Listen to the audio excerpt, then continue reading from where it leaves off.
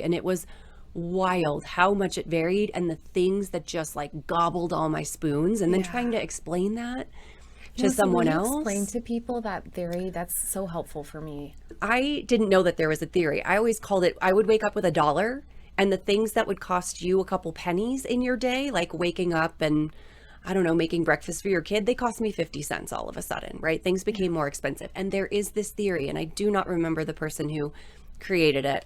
But it's a lovely theory of essentially spoons. You wake up and everyone has the same number of spoons, but some people wake up with fewer spoons.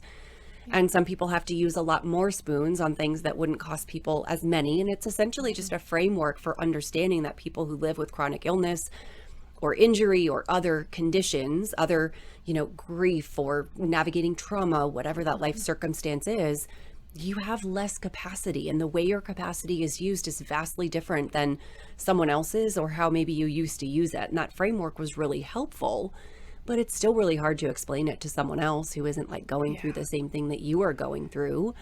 And I found it hard during that period to set healthy boundaries I needed for myself because, as you already said, I felt like I hadn't earned them. Yeah. What right do I have to set boundaries around my work capacity when I'm barely showing up for work in the first place, except I needed to?